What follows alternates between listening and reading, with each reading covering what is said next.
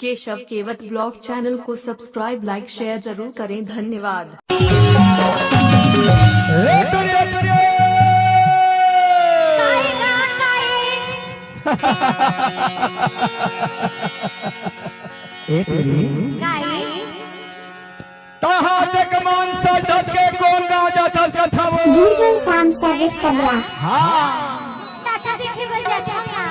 नाचा देखे बर जाता ना, लेकिन नहा अभी अभी बिलासपुर में आवा था सोने की छत्तीसगढ़ में। अब ये कहाँ है जान? अरे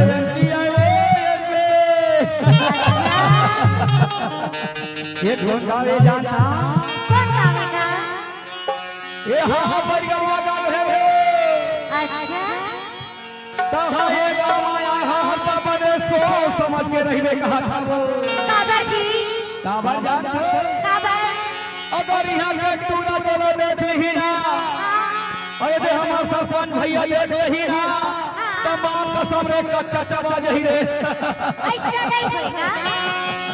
एक फिर कहा था ले सुन ले डीजे काव्या अभी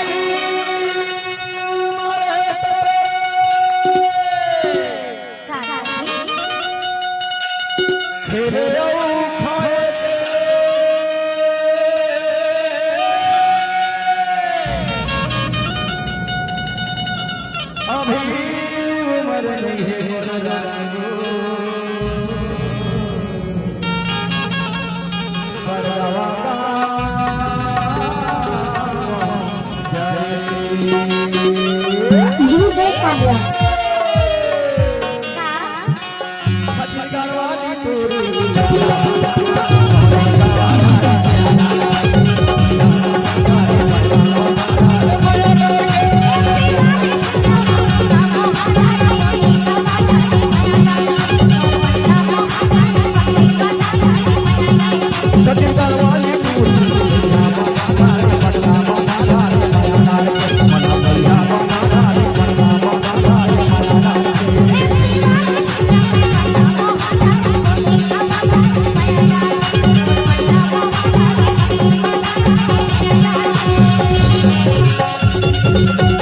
डीजे मालिश कुशल धन्यवाद।